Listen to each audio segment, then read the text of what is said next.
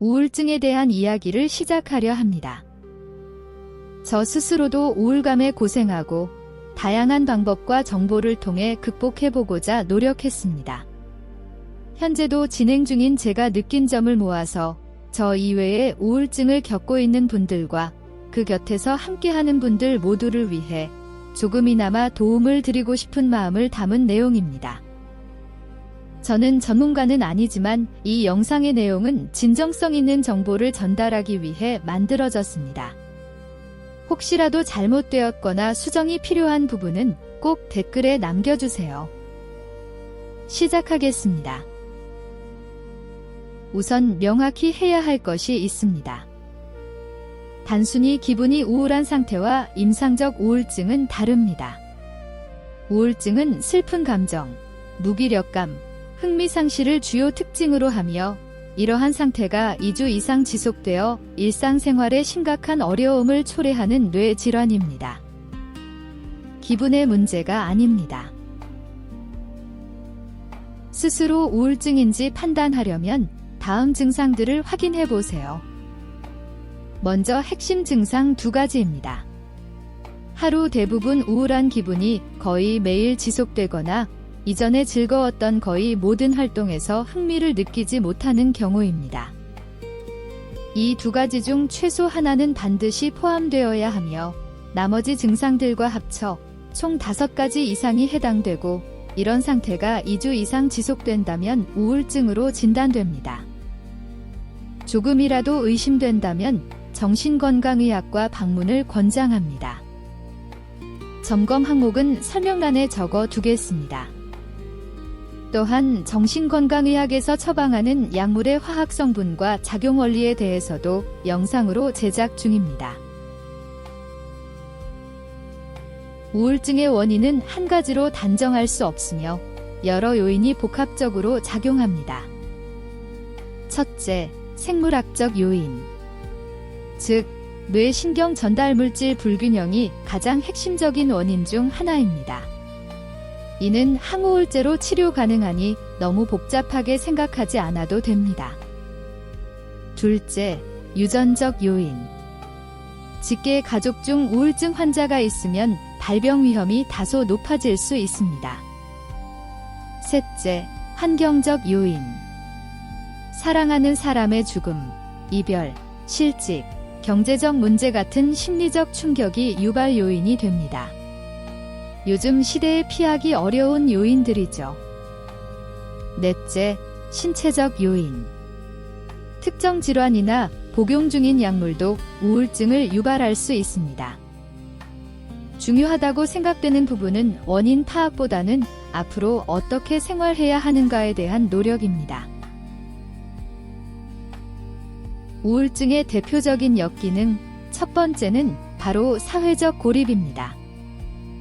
우울증의 핵심 증상인 무기력감과 흥미상실은 사회적 활동의 동기를 완전히 앗아갑니다. 사람을 만나고 대화하고 외출하는 모든 행위가 엄청난 에너지 소모로 느껴집니다. 또한 부정적 사고와 무가치감은 아무도 나를 이해하지 못할 거야, 나는 다른 사람에게 짐만 될 뿐이야 라는 생각으로 이어져 스스로를 타인으로부터 고립시킵니다. 여기에 수치심과 죄책감까지 더해지면 더욱 숨게 됩니다. 문제는 이 고립이 우울증을 더욱 악화시킨다는 점입니다. 고립될수록 긍정적인 자극을 받을 기회가 줄어들고 부정적인 생각에만 매몰되어 우울 증상이 심화됩니다. 즉, 우울증이 은둔을 유발하고 은둔이 다시 우울증을 깊게 만드는 악순환의 고리입니다. 우울증의 또 다른 얼굴, 불안장애입니다. 예를 들어 엘리베이터 같은 밀폐된 공간이나 육교 같은 높은 곳에서 심한 공포를 느끼는 것들이 특정 공포증이나 공황장애의 증상입니다. 중요한 사실은 우울증 환자의 상당수가 불안장애를 동반한다는 점입니다. 최근 국내 조사에 따르면 공황장애 환자의 약 25%가 우울증을 함께 겪습니다. 왜 함께 나타날까요? 첫째, 상호 악영향입니다. 우울증이 있으면 세상을 부정적으로 보고 작은 위협에도 과도하게 민감해집니다. 반대로 불안 때문에 일상생활에 제약이 생기면 그 좌절감이 우울증으로 발전할 수 있습니다. 둘째, 공통된 생물학적 원인입니다. 둘 다 뇌의 신경전달물질 불균형과 관련이 있습니다. 따라서 특정 공간에 대한 공포가 단순히 겁이 많은 성격 때문이 아니라 우울증과 동반된 불안 증상일 수 있습니다. 주변 분께 묻습니다. 암 환자 옆에서는 무슨 음식이 좋을지 찾아보고 전문가 말을 듣고 조심스럽게 대합니다. 하지만 우울증 환자 옆에서는 어떻습니까?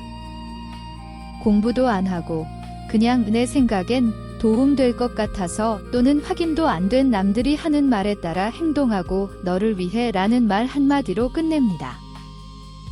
우울증도 병입니다. 당신의 좋은 의도는 변명이 안 됩니다. 지금부터 하지 말아야 할 말과 행동을 알려드립니다. 이제 주변인 여러분을 위한 가이드입니다. 우울증 환자에게 독이 되는 말과 행동을 알아봅시다.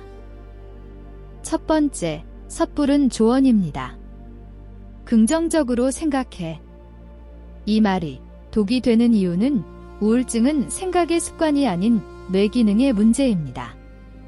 이 말은 환자에게 내가 부정적이라서 아픈 거야? 라는 비난처럼 들립니다.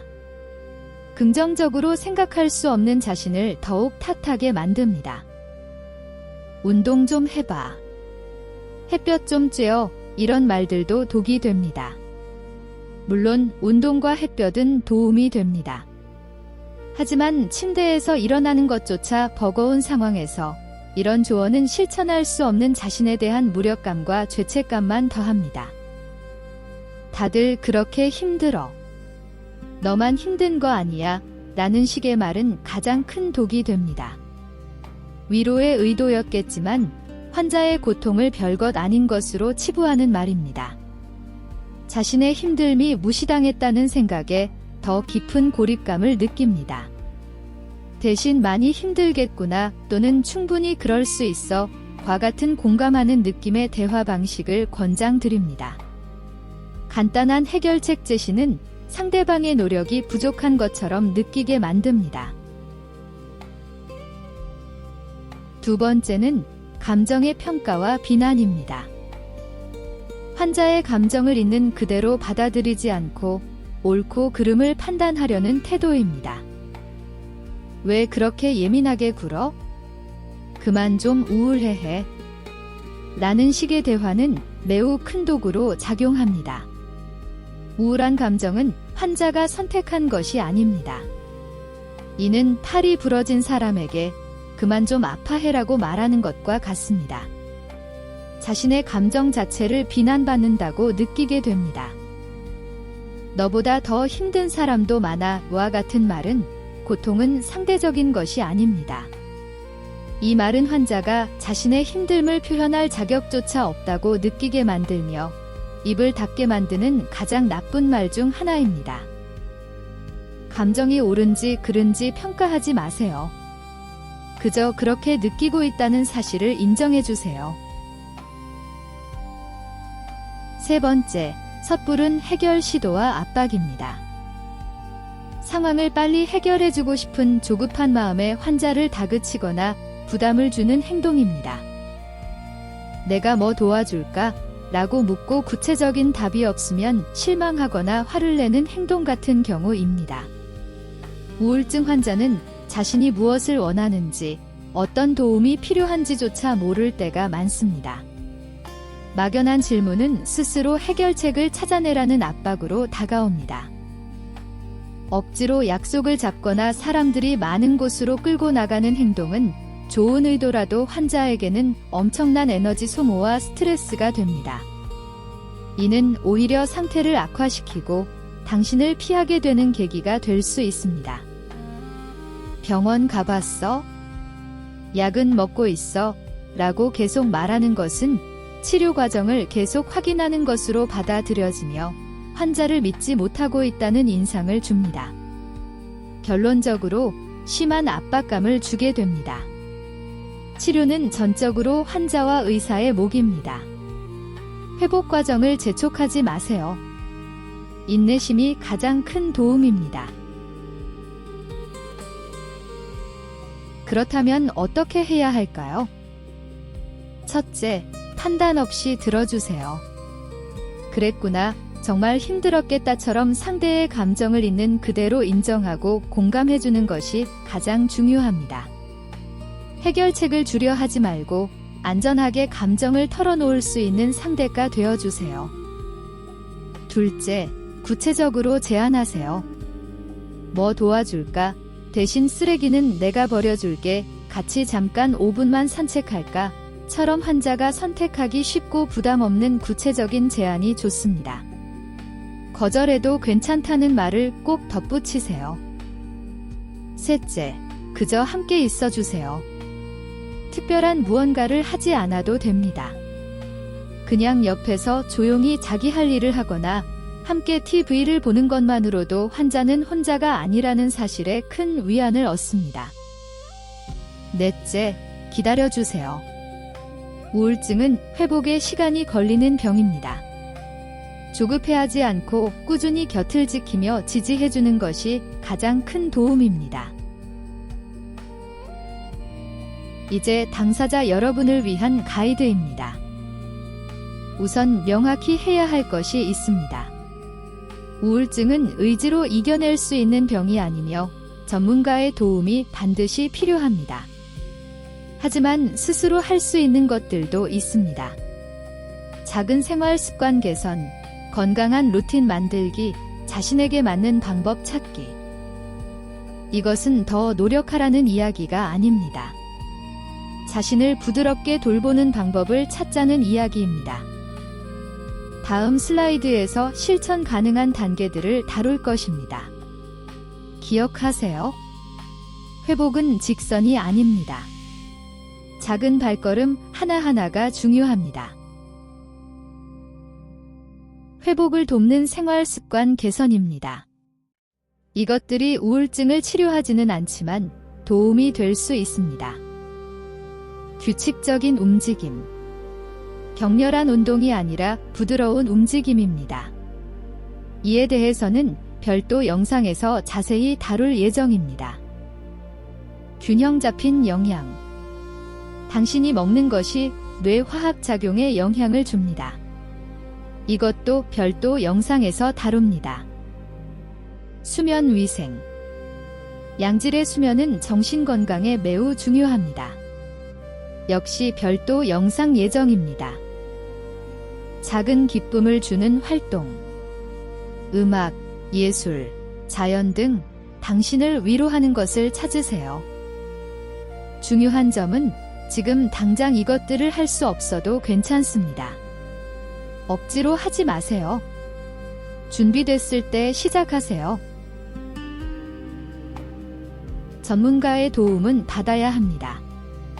개인적으로는 절대적이라고 생각하지는 않지만 명확한 근거가 없기 때문에 현재는 무조건 받아야 한다고 말씀드립니다. 언제 도움을 받아야 할까요? 증상이 2주 이상 지속되거나 일상생활 수행이 어렵거나 자해나 자살 생각이 들거나 혼자서는 감당할 수 없다고 느낄 때입니다. 개인적으로는 처음 이런 증상을 느끼면서도 스스로 부정했던 기억이 있지만 빠르게 도움을 받아보는 것을 강력하게 추천합니다. 어디서 도움을 받을 수 있나요? 정신건강의학과, 병원 정신과, 정신건강복지센터, 위기상담 전화 등이 있습니다. 무엇을 기대할 수 있나요? 초기 상담 및 평가, 항우울제 처방 가능성, 심리치료 및 상담 세션, 정기 추적 관찰입니다. 현실적인 이야기를 하겠습니다. 예약이 어려울 수 있습니다.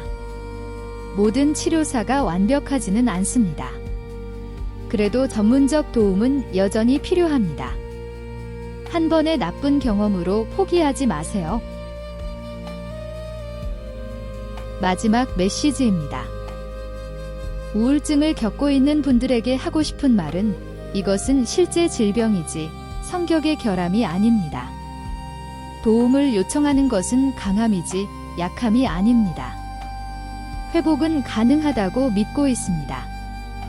지금은 그렇게 느껴지지 않더라도 당신은 돌봄과 연민을 받을 자격이 있습니다. 특히 자기 자신을 가장 소중하게 여기세요. 주변인 여러분에게는 당신의 존재가 말보다 중요합니다. 인내심이 줄 수 있는 가장 큰 선물입니다. 공부하세요. 이 영상이 시작입니다. 자신도 돌보세요. 빈 컵에서는 물을 부을 수 없습니다. 우울증은 혼자 걸어가야 할 여정이 아닙니다. 판단이 아닌 이해로 서로를 지지합시다.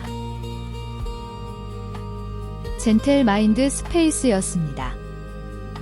이 영상은 DSM-5 서울대학교 병원 의학정보 국가정신건강정보 포털 건강보험 심사평가원 통계 등을 참고하여 제작되었습니다.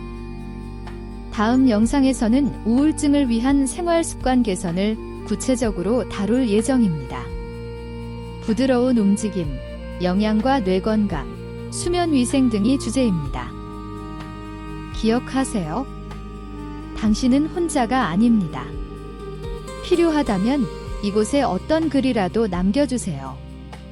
댓글이라도 상대가 되어 드리겠습니다. 시청해주셔서 감사합니다.